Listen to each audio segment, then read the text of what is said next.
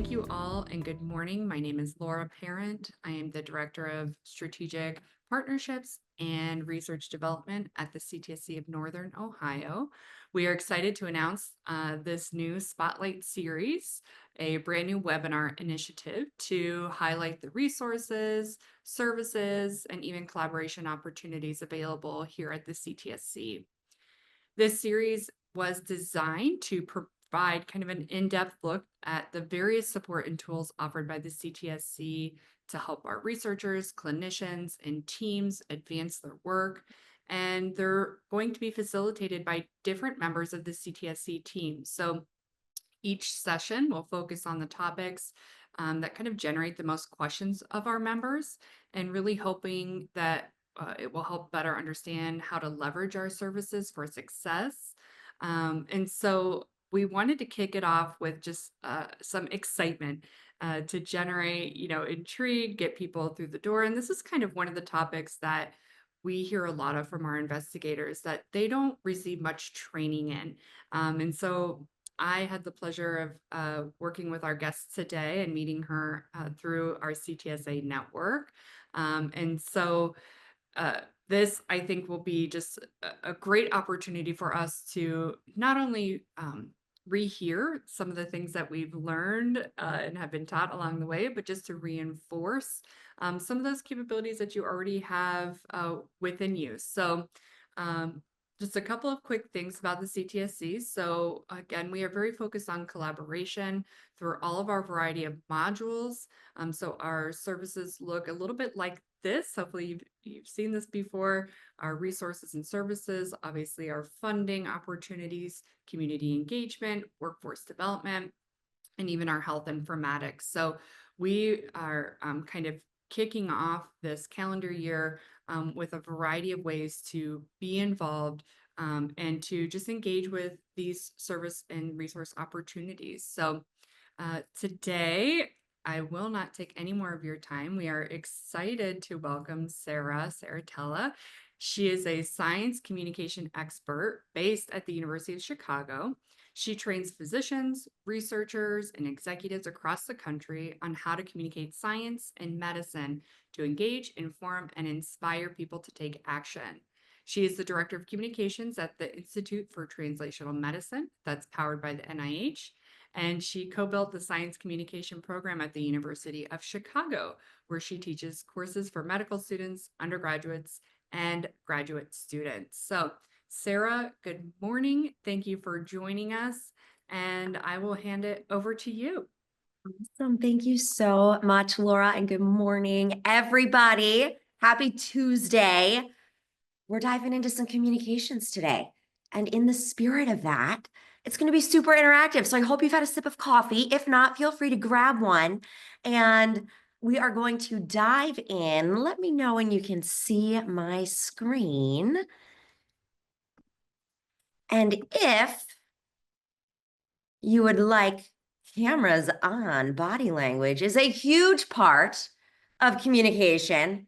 And we'll be diving into more of that as well. We can see your screen. Perfect. So building your science brand online. The resume, the CV, it's all a relic today. Why? Who here has been hiring for a position, or been trying to get a position or a promotion?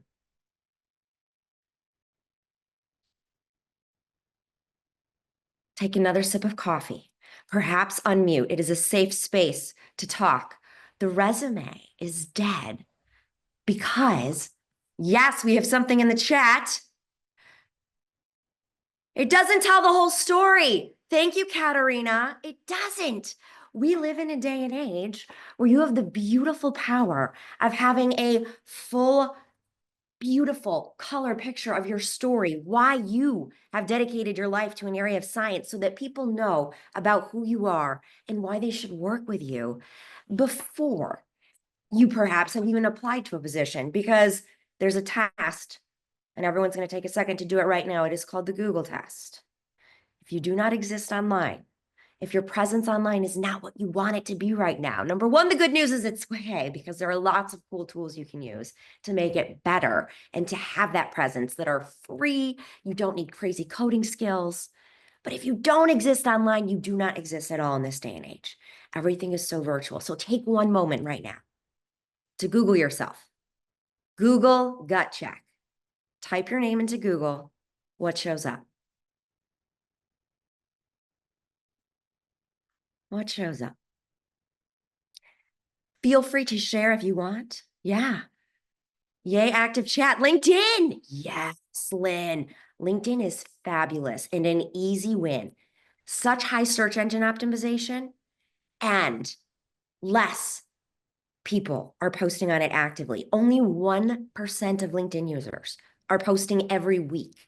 So if you're like, I'm busy, I got stuff to do, no worries. You can be in the top 1% of users if you post at least once a week. We have others. What are you seeing? What are you seeing? I am happy to know you are not on Rate Your Professor. Hilarious. See, no stress. But if you were, what would it say? What is your personal brand? Your personal brand, we're going to dive into in a minute. You have one, whether you've been intentional about it or not. And that's also something that we can change and optimize to get where you want to go. But first, what are your hurdles? Safe space. This is the diagnostic part of our session together. What are some things you struggle with to be known, be online, connect with people? We'll make sure that you walk away with those things today to solve them. Y'all showed up for a reason, right? Why? So what is your question again, Sarah? Sorry. Yes, Seema, what's your biggest hurdle to Uh-huh. sharing your research online, to having a presence, to being on social media, to building collaborators? What are some of your hurdles?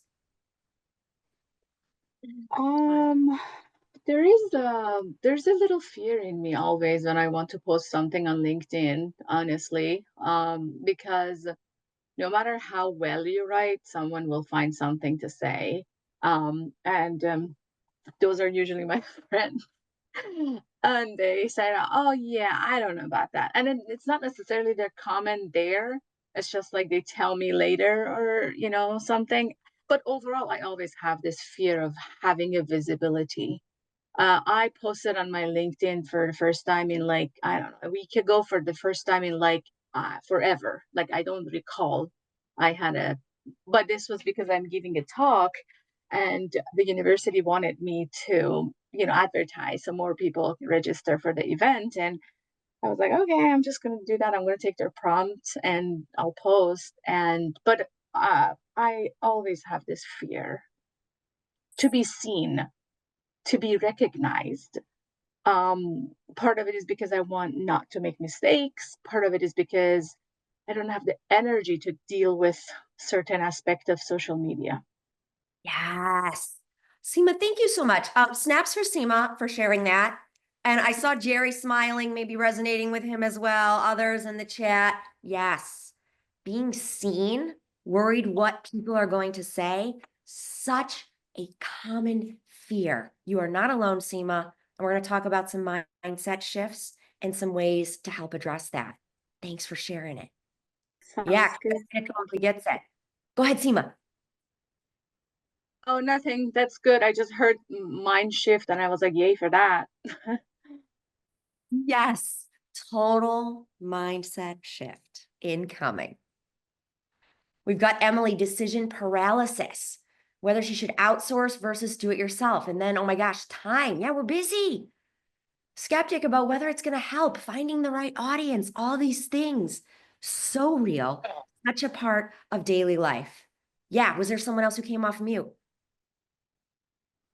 Add to the list, hurdle list, cringe list. I think sometimes not being seen can also be a hurdle, like posting something and not getting lots of reactions. Yes, thank you for saying that, Jerry. Like, gosh, I posted this. How come nobody's liking it? Hmm. Couple of things there too. Snaps. Thank you for sharing that one. Who here has felt that way? You posted something and you're like, oh my gosh, I feel like I just said this into the echo chamber. Yeah, we got thumbs up. That fear is real too. Interesting things with the algorithm and how people are adjusting their usage of social media. There are what we lovingly call LinkedIn lurkers or social media lurkers, people who are watching and seeing things, but not necessarily clicking the heart button as people are busy and in micro moments and getting stuff done. So the good news is again, as part of the mindset shift that we'll talk about, just because you posted it and someone didn't heart it doesn't mean it's not being seen by the right people and the people who are going to help propel your career. And you'll start to notice the impacts, less of people hearting something. You may notice people sending you messages or emails. You may notice that when you see a colleague in person, they're like, oh my gosh, I saw the thing you were doing on LinkedIn, or it looks like you're so busy. This is fabulous. It's the conversations and the word of mouth that now in 2025 are going to start bubbling up to be that indicator for you.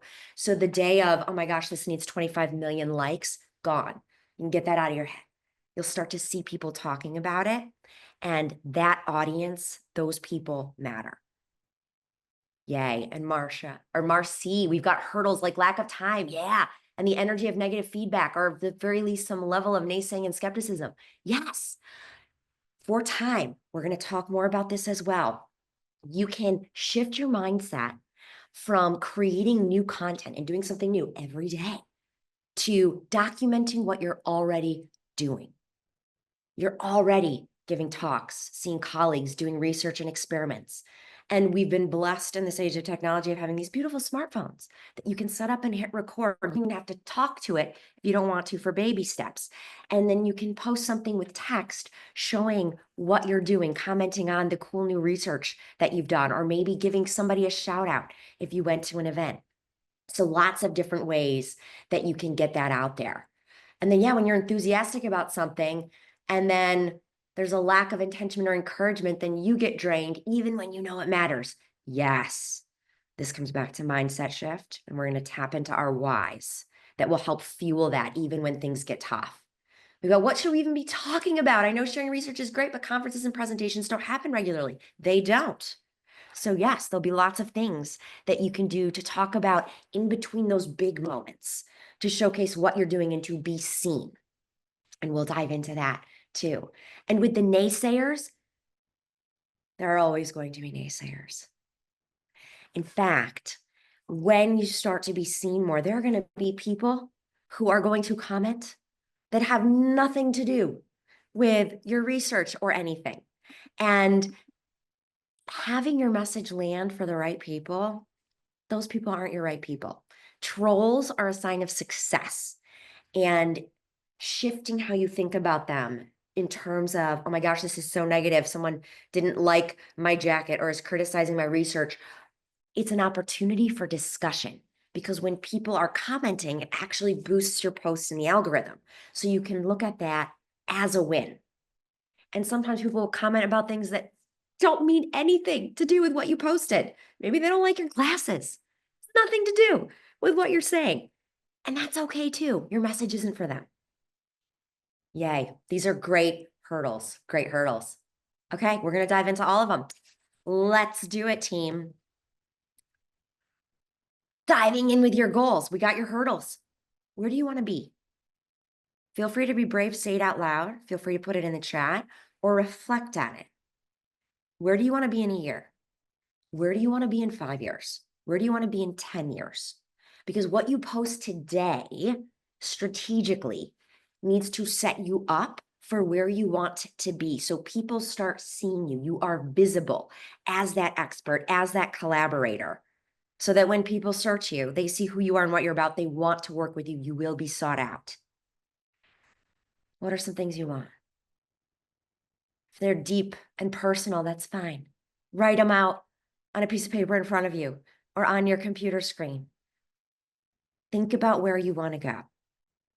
If you want to do more public speaking, post more about opportunities for when you're speaking or giving speaking tips, how you're practicing and working with colleagues.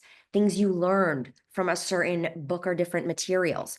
Give value to people, and they'll start seeing you, for example, as that public speaker, that keynote speaker at that research conference.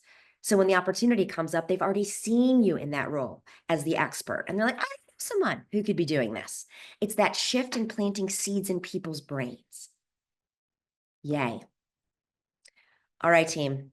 Our first before our little workshop, we're going to mold some clay together, knowing that imperfection is beautiful. It's progress. Your first 100 posts online, guess what? They're not going to be super great. You might look back on them with a little bit of cringe, but you know what? You should give yourself a pat on the back because 90% of people aren't even trying and haven't posted at all. And that post, that sharing of your work gets you one step closer to where you want to be and to being seen online. You have to get through it. Just like when you started out in your research field, or the first time, if you can remember way back when, the first time you did an experiment, or the first time you did a surgical procedure, what that was like, you got to get some of the reps in. So get them out of the way, get them up and going. And on the note of being seen, how many journal publications do you think there are in a given year, approximately? Yes, safe space.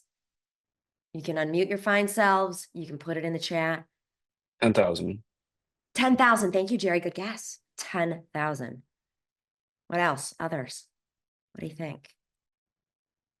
Guesses? Multiply that by 10. Multiply that by 10. Okay, like 100,000? Yeah. Nice. Good guess, Seema. Others? What do you think? Going once, going twice. We're at nearly 500,000 journal publications a year. A year. 500,000. Are all of you, is that on average how many journal articles you read in a given year? Do you go through 500,000? Yeah, wow. What? So much. The journal industry, there have been so many new journals. It's been bloated and grown so much. Once you publish, great, it's out there, but then what happens? Do you want your work to live on? And let's be honest, is everybody reading all like 500,000 journal publications, papers being published a year? No.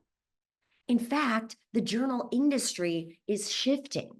And I recently was on a panel at one of their conferences. They are looking at ways to distill the papers that brilliant folks like you are publishing into a headline and a quick hitting description of what the news is that then hyperlinks to the full paper if people want to read more, because people are busy. So if you want to stand out, great, you got published. How are you going to let the world know? You can post about it multiple times. You can share different aspects of the work, and we'll go into some more examples in just a minute. But first, your befores. Think about this. What do you do? Why does it matter? What's your goal? And what problem or conflict are you trying to solve? Take a minute to fill this out. It's going to be rough. Come back to your why. Why are you doing this? You could have chosen any career path. You're trying to help humanity. You dedicated your life to becoming an expert in a certain area. Why? Was it a family member who was sick? Was it an experience you personally had? What impact do you want to make?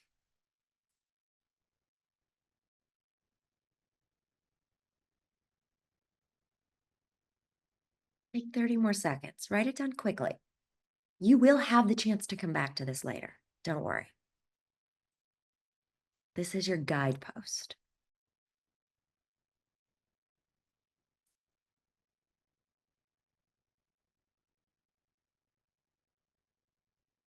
Awesome. Anybody feel inspired to practice your communication skills and share? What do you do? Why does it matter? What's your goal? What's the conflict?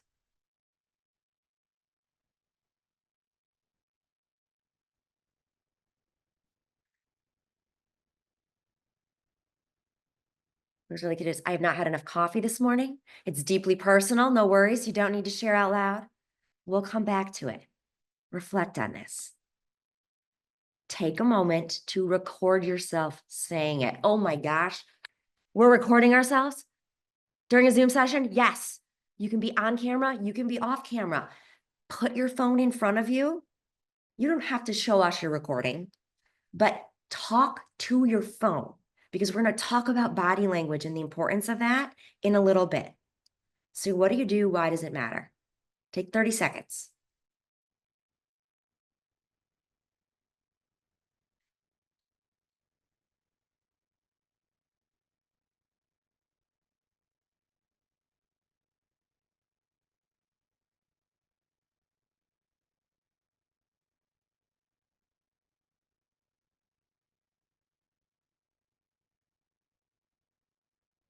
I love this, Lynn. Help others, personal achievement, contribute to science. Yeah. And what specifically? How do you want to help others? What do you want to do?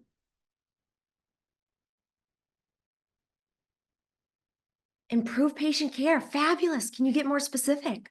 How so? What problem are you trying to solve? Peel back the layer.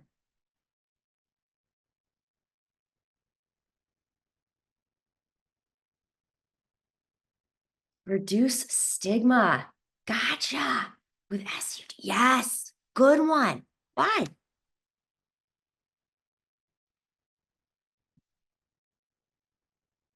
Bring attention to things through data where it's not easily seen. Ooh, I love that. Like a data detective. Every patient deserves equitable care. Yes. So is the problem that not every patient is getting equitable care? And some patients are suffering because of it? Embrace the conflict. Own the problem. Yeah, Lynn. Great. These are so good. Snaps. So good. So good. All right. Thank you for sharing. In this world today, it is loud, it is noisy. Authenticity and attention are the new currency. So for those of you who are like, I want to be seen, or I'm afraid of being seen and having people's attention will get you so far. Being top of mind, being someone who can break through the noise is going to be the new way that you move forward. With that, think about the noisy world that we're in and in going to where the people are. How many thousand words do you think we say on an average day? Guess. How many? 10,000. Yeah, Laura. Nice guess. Others, what do you think? 50,000. 50,000. Yeah, Jerry. Love it. Good guess. Snaps. We're at about 16,000 words a day. That's a lot. And that's not including all of your text messages. This is talking, okay? You have to break through the noise. And the beautiful thing in going where the people are to share your message is that it is more accessible than ever now, because 85% of all US adults have a smartphone, have a supercomputer. How often do you see your patients and colleagues? How often? Think about it. Do you see them once a year, every 6 months, every couple months? Does anybody here see the same patient and the same colleague every day, multiple times a day, morning, noon, and night? No. But with smartphones, you have the opportunity to see those patients and those colleagues when they are having their coffee in the morning or their breakfast, when they are sitting on their couch, when they are in bed at the end of the day, multiple touch points. And there's a whole science to building trust and connection with people. And one of the fascinating elements is that people view others as more likable when they see them more. Take everything else out of the equation. If you see someone or something more often, you're more likely to trust and view them in a favorable way and like them. So be seen. It helps establish that for any future collaborators, anything you want to do. And the industry is changing. This is so darn cool. Who knows Charlie D'Amelio? Anyone familiar with this human. Maybe was in some ads around the Super Bowl that maybe your families have seen online. Who the heck is Charlie? Yeah, Lynn, TikTok. She started off on TikTok. She's a TikTok star. Started off on TikTok, grew her account to hundreds of millions of followers across platforms, and then had huge opportunities open up because there was authenticity and attention. Getting huge brand deals, has her own show, and is on Broadway now. Interesting. New York Times. Can we agree?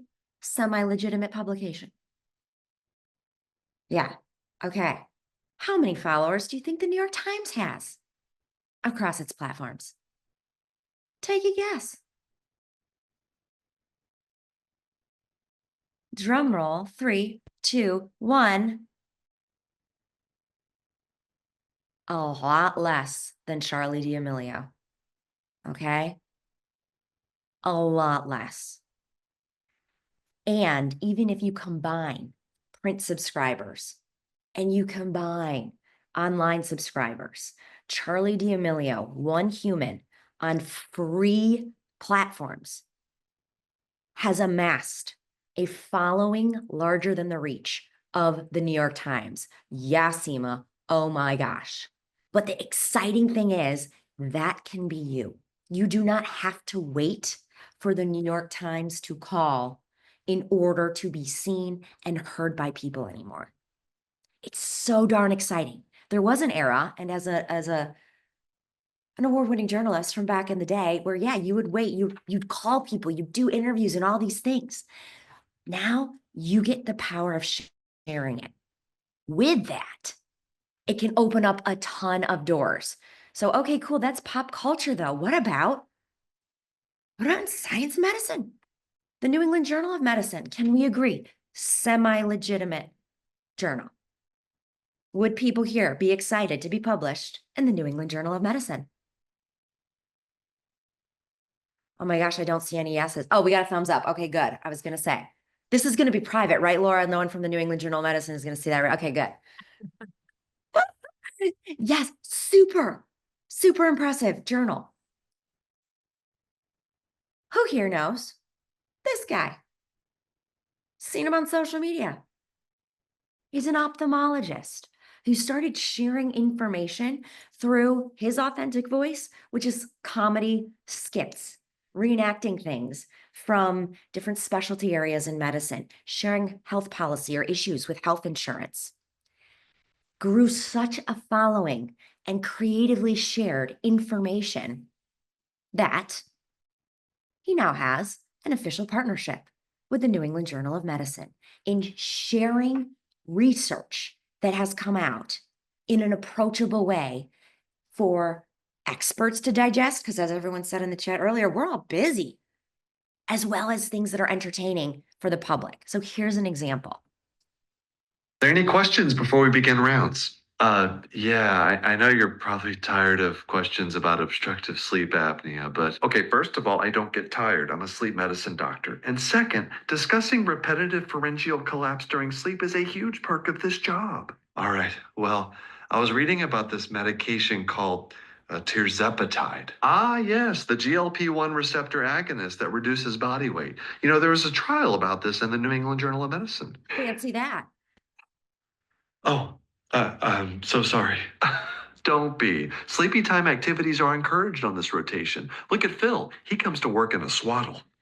Okay, so some comedy mixed in here, but it gets to the point of the research study through people learning about it in the realm of patient care. This is published on the New England Journal of Medicine's own platforms. Okay.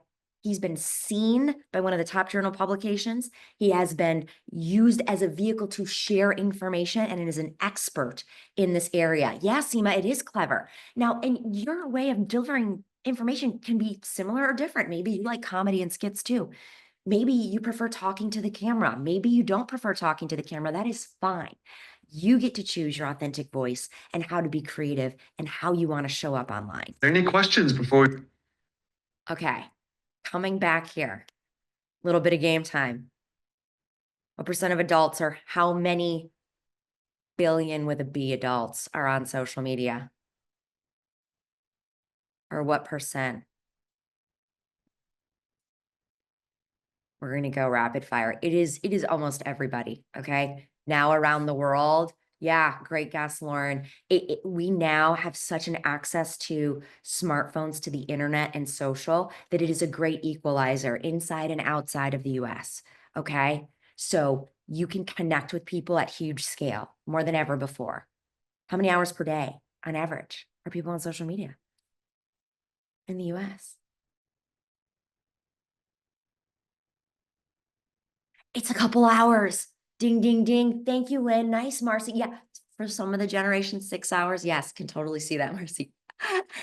People are on screens for, yeah, absolutely. Hours and hours and hours a day. So you have the opportunity to connect with people at multiple touch points. Fastest type of content. Hint, you can see it on the screen. Hint, we practiced just a little bit ago, talking to our phones. Short form video content. The good news for everyone here, when you're like, oh my gosh, I don't have a lot of time, that is okay. Because you do not have to have a huge fancy studio and crazy editing in order to share something online and be seen. It can be raw. It can be talking to your phone. It is the quality of the message that matters. So social media and the news, there's been a flip too. Who here has noticed that now when you're reading mainstream media, they start quoting, or they've reached out to experts, or they are actually reporting on trends that are happening online? TikTok influencer, blah, blah, blah, or so-and-so said on X. It's shifting. Hey, everybody. I recently recorded an interview with ABC News about the social media reaction to the United Healthcare CEO murder. It's going to air this Thursday. But as part of the story, they want to get some firsthand accounts of people who have had to deal with health insurance claim denials. So if you're a patient or a family member or a healthcare professional who takes care of patients and you have a story to tell, ABC News wants to hear from you. You can create a video and tag ABC News Healthcare. I'll include it down below. Tell your story. It helps to demystify the healthcare system and tell people what we're dealing with here. Thanks. Wait a minute. Oh my gosh. An influencer is helping ABC News get stories? Yes. And every journalist nowadays, like we did the Google gut check at the beginning, they're going to Google you before they decide whether or not to interview you, because everyone is busy. Journalists are on multiple deadlines. It's a 24-hour news cycle. They want to see that you are able to talk, be poised, have strong body language, so that they can get in and out of that interview with wonderful, what we call sound bites, quotes of things that you say that will go a long way. If someone searches you and they don't see you online, and or they see that maybe you wouldn't be the best person to quote or have on camera, you might miss out on an opportunity. So using these skills will impact every area of your career. With that, Hey, dun, dun, dun, they're superpowers. They're superpowers, own them, use them, have fun growing them. And now we dive into the, okay, great. You got to be online and digital. What the heck do I say? And how the heck do I say it? This ties back to your personal brand or why. Your personal brand are the first 3 to 4 words that come to mind when people think about you. Someone can't remember your name. What are they going to say? Oh, that person so-and-so who is what? Insert those adjectives. So whether or not you want to have one, you have one, you can change it. And you have the power to be intentional about how you want to be seen in the world. So think about this, screenshot this, journal about it this week, or take a moment to write something down now. But think about, how do you want others to see you? What do you stand for? How do you not want people to see you? And what are some non-work things that you love? All of this will be your roadmap, your lighthouse for what you're going to post and how you're going to show up online and in person. Why are we even talking about non-work things you love? What do you think? Why is that important?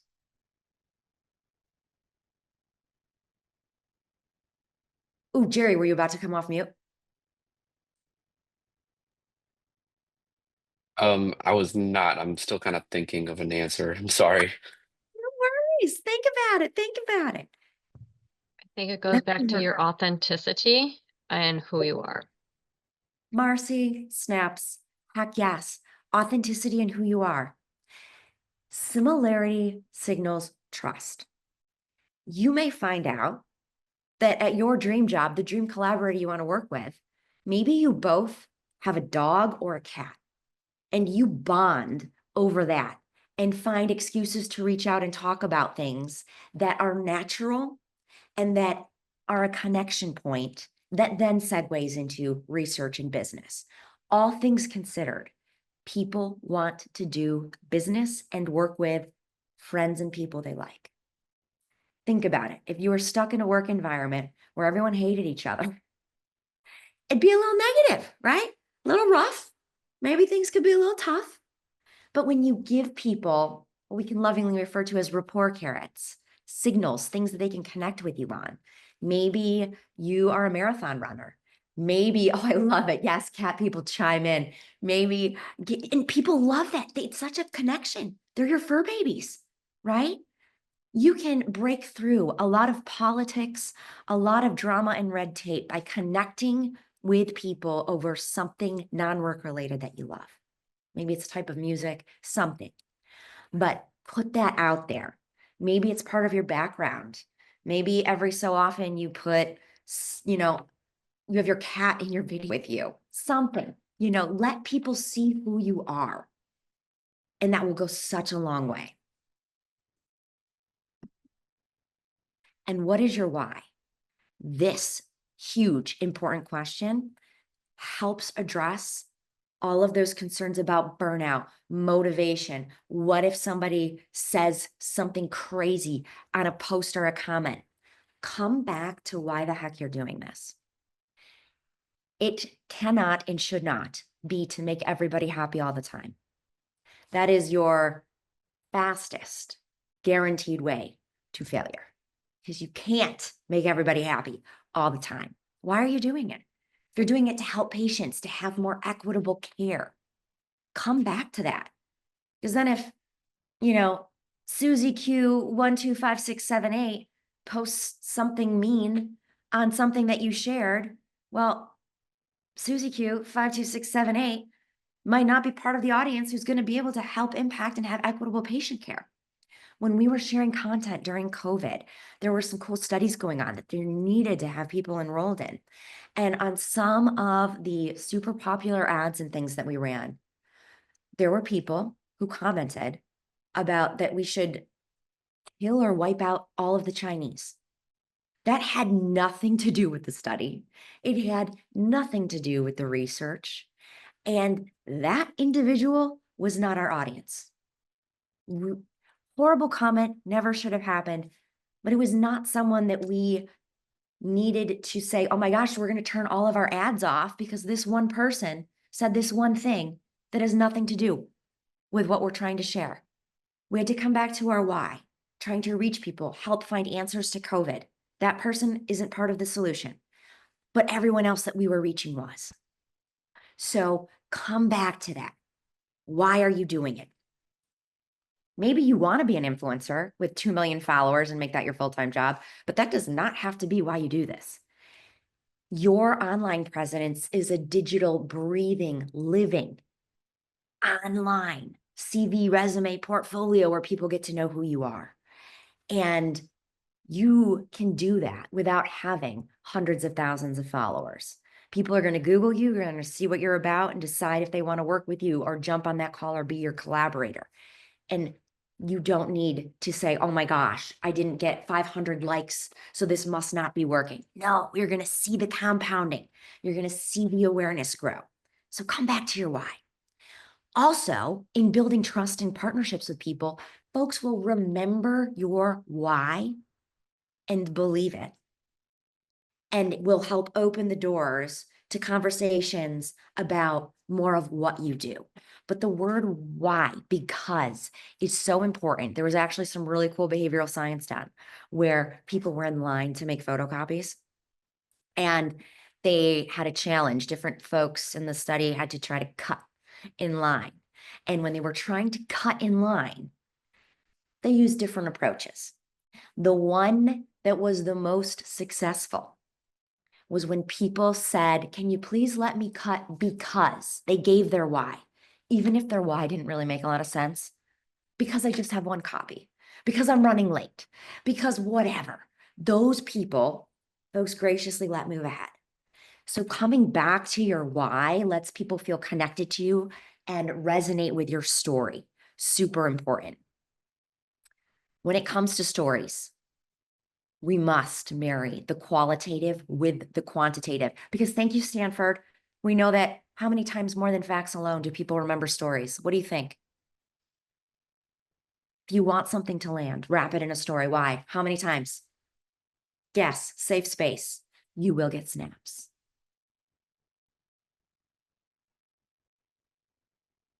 How many times? What do you think? 10. Thank you, Lynn. 10 times. Ding, ding, ding. And Jerry looked out the window. Did you see the answer out there, Jerry? 3 times. 3 times. Yay. Fabulous. Fabulous. The answer is, drum roll, 22 times. More than facts alone. 22 times. So if you want people to remember you and your work, wrap it in a story. Yes, always be accurate. Always have your data. Speak the truth. But you must wrap it in a story if you want people to remember it and to stick in folks' mind. They actually, if you really want to geek out, check out Princeton research where they put people in fMRI machines and imaged the brains of storytellers and the brains of listeners and saw that they started to light up and come into an alignment, almost having a shared experience. So as a universal connector, stories cross demographics and are a beautiful way to connect with folks. Who here has ever felt love?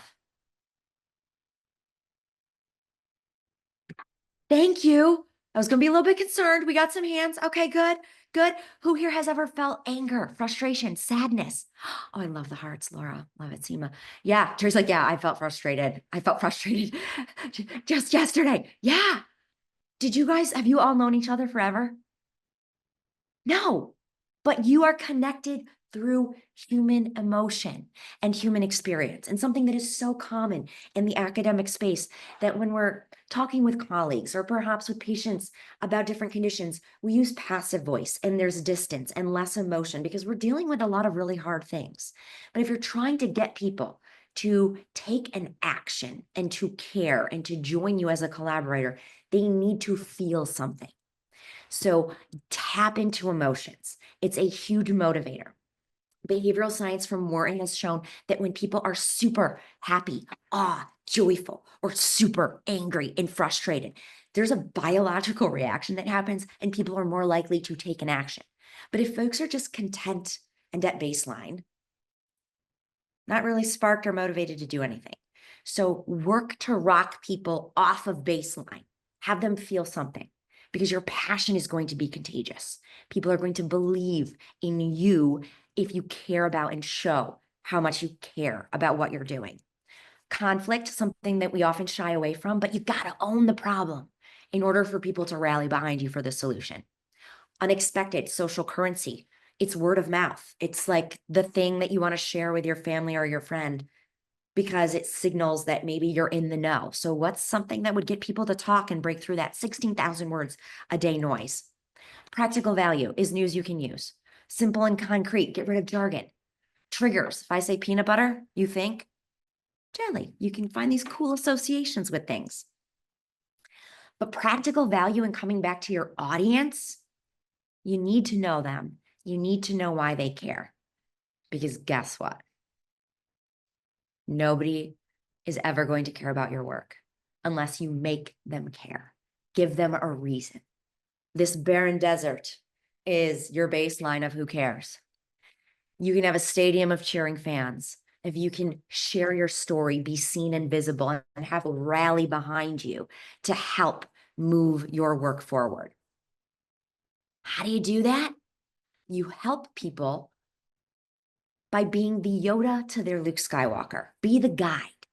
If you really want to have a certain position or go somewhere in your career or work with different community partners, helping them see themselves as winning and succeeding at something they care about, and that by working with you, they're going to get that thing, that framework then helps you be aligned partners. It's a win-win, but you need to spell that out for people. Help people get where they want to go. No one likes to be told what to do.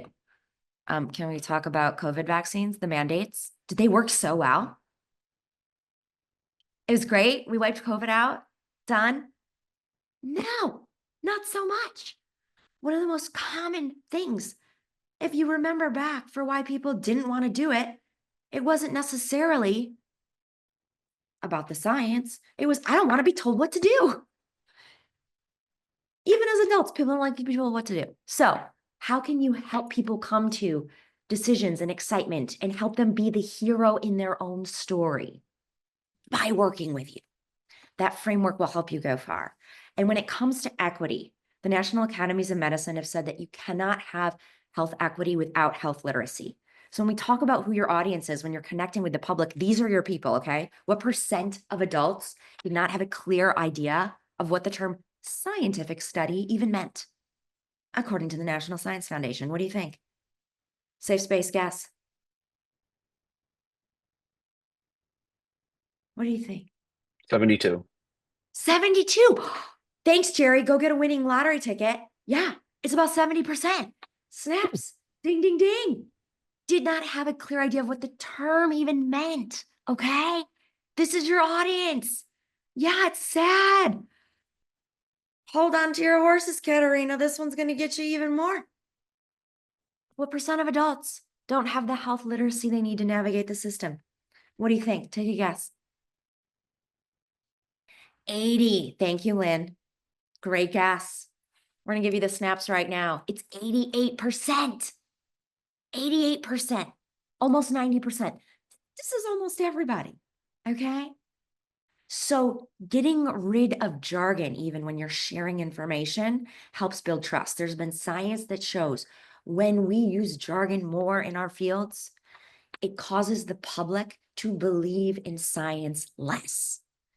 So even for the goodness of the world and building public trust in science, try to avoid jargon. And I'm going to give you some cool tools. Coming back to the emotion, think about how you want people to feel when they work with you, when they see you, when you're sharing your work, and tie those emotions into what you're sharing. Your mindset. Remember, you're not going to get everybody to like everything. That's okay.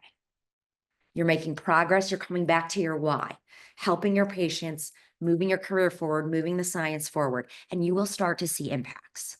And know that when you start to have trolls, it's your sign of success. Give yourself a pat on the back. They're going to be there. Okay. If you want to go viral, how the heck do you do that? Number one, hooks. You need to pull people in within the first few seconds because our attention spans are so darn short now. What's uniquely you? We have some folks at the U Chicago who love Minions and like their labs are decked out in Minions. It's a fun connection point with the public. Most people have never been in a lab before, but a lot of people like the Minions. So it's kind of a cool connection point. Again, what is something that you love? How do you like to communicate? In case studies with different brands and folks, people love the story and the human. Some of the most viral posts from the Cracker Barrel, it's not about their fancy $2 million produced food highlights. It's this cute little old grandma who works there, who walks people around the store and shows them what her favorite items are. Okay, people want to connect with humans. We're in an era of AI and robots where this super matters. So some easy things that you can do to connect with folks. Easy posts. Feel free to screenshot this. What did you wish you knew when you were starting your research or writing grants? Pay something forward. Give something of value to people. What are 3 surprising misconceptions about your field? What were your top 5 takeaways from insert conference X, Y, and Z, or a recent book, or a podcast. It signals, it lets people know who you are because they're knowing where you're going and what you're doing and tapping into. And it's also upserving. It's giving people something that they can use. You're helping the you who came before. How can you do this to save time and money? Easy content. We're all busy, right? Number one, document. We talked about this a little earlier on. Set up your smartphone, record. You're working on an experiment, you're writing a grant, you can record and then type some text across the screen, post it with a caption. That's a post.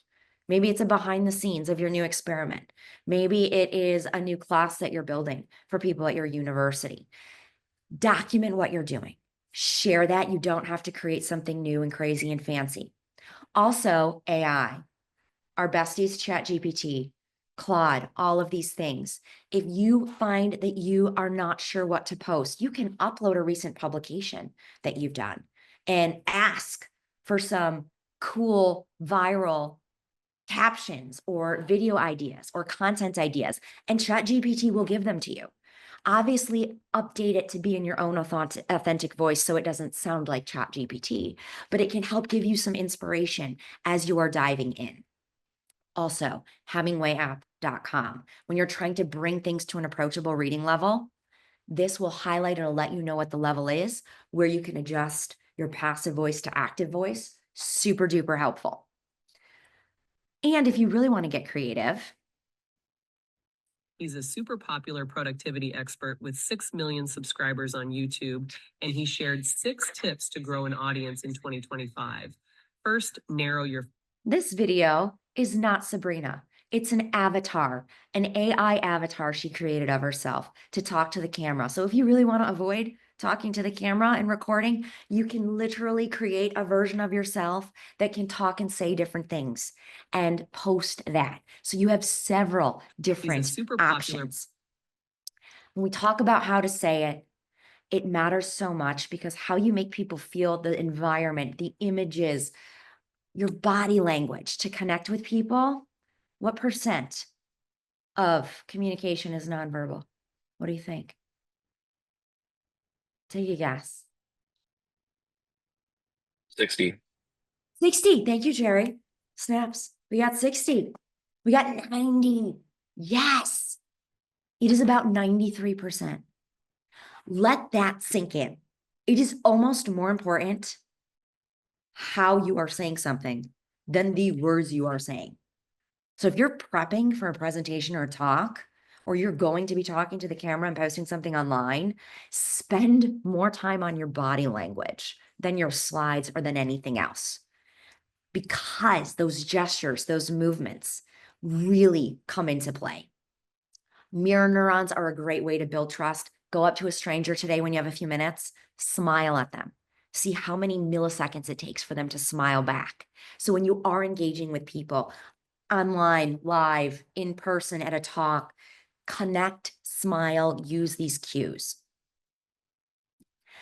Body language is so darn important that researchers looked at how blind people reacted to crossing the finish line. These blind runners had never seen people throw their hands up in the air in celebration. But when they crossed the finish line themselves, they did it naturally. So these body language cues, these gestures, can make a huge difference in connecting with people and building trust. How many gestures do you think are in the most popular TED Talks of all time? What do you think? Gestures being leaning in, leaning out, moving your hands. Science shows it increases the memory in your audience of what you said by at least a couple weeks. What do you think?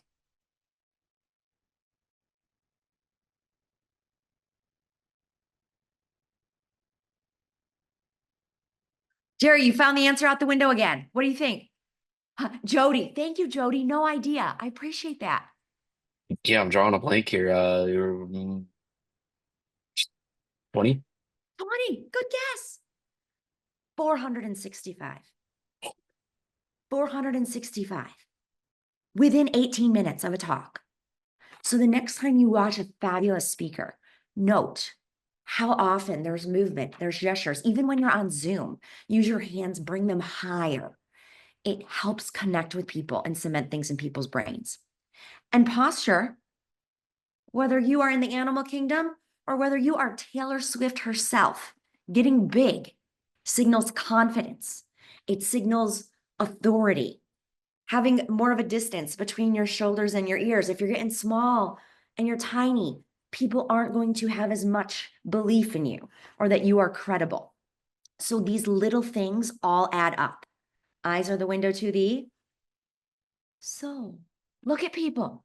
Have a moment when you're giving a talk or you are live or you're on Zoom. Interact with people so that it's an experience. Folks can read a paper that you publish online. Why are you there presenting and talking? Why are you showing up online? And voice. How often have we all been in a talk where someone has talked like this the entire time and talked about, oh my gosh, the latest breakthrough to cancer, and it put everyone to sleep? Your voice is a musical instrument. Use it. Have inflection, highs and lows. It's super powerful. There are 3 types of speakers. 1, the statue, you're frozen. Number 2, the Sandman, you're putting people to sleep, monotonous voice. Number 3, the sprinter, talking so fast because you want to get to the finish line because you don't want to be there and you're nervous. Sometimes people are a combination of these. But the way to combat this is to record yourself often and play it back. It's going to feel weird. Nobody likes watching themselves back on video. But in order to notice little ticks and things to improve, you need to be able to watch it back. You don't have to post every video you record. You just need to get used to doing it. And that's coming back to your why and upserving. If you leave your audience off better than before they interacted with you and saw your content, that propels goodness in the world that will come back to you. Own your awesomeness, do great things. You have the opportunity to take a screenshot of this and come back to this later today. 15 words max, no jargon. What do you do? Why does it matter? What's your goal? What's the problem and conflict you're trying to solve? Record yourself and play it back using the body language. See how much you improve from your first take at the start of today to later on. And celebrate that. You have to start somewhere. We now have the opportunity to workshop, little question and answer time. If you're addressing misinformation online, how to have those conversations in a way that still builds trust. You need to give people the opportunity to save face, even if it could be really easy to perhaps address things in a more aggressive way. So know that these conversations are going to happen. Are there any situations that folks would like to role play or any questions? I'm going to pass it back over to Laura as we wrap up because time flies when we're having fun. Here are some more posts that are easy wins for you. Give a shout out to someone. People love to get compliments. These are easy wins. What gets you geeked? Why should others care? What's something cool you learned this week? Document it. Here's an easy one. Post something you learned from our session today. Tag your wonderful folks. Tag Laura. Tag myself. We're going to like it. You're going to get an easy heart. Yay. And we're going to comment. Okay? What did you learn? What was helpful today? You can take a screenshot of everyone on here. There's your image. It's easy. So use this to change the world. You're all doing amazing things. And know that we're here to be a resource for whatever you need. Over to you, Laura. Sarah, thank you so much. Thank you all for your time, your engagement. There is one thing I would love to just share with the rest of you as we close out the session today. And that is we at the CTSC of Northern Ohio will help share your research for our membership. If you have a success story, if you have a publication, we love to share your research highlights. We do this in a couple of different ways. We can share events and stories through our social media. We can do that through our newsletter. And so we just ask that you submit it. As you can see up here, this is our communication request form. And there's a little section right there that says submit a story or personal accomplishment. So if you have things that you would love to share with other researchers, of course, send it through there. and then we will communicate back and forth with you on sharing that. And so again, thank you all for your time and attention. Thank you to Sara for presenting today and taking the time. Next month, our Spotlight series will continue with tools to aid in recruitment and retention on March 11th. You can scan and register there. You can submit a communication request form through that middle QR code. And then, of course, you can become a member so that we will share those stories for you. And my contact information is there as well. So thank you all again. Enjoy the rest of your day. And we look forward to seeing you at the next session. And go ahead and tag us and share us if you found something interesting today. Thank you all. Thank you, Sara. Thank you, everyone. Thank you so much. Go change Yeah. the world. And if anyone is interested, we do have a science communication certificate program for folks across the country that'll be opening up next year. And as part of CTSA Love, I'm sure we might be able to work out some special things for CTSA program members. So keep in touch. Let us know how we can celebrate you. And thanks so much for putting this together, Laura. You're gonna have a wonderful series. Wonderful. Thank you so much, Sara.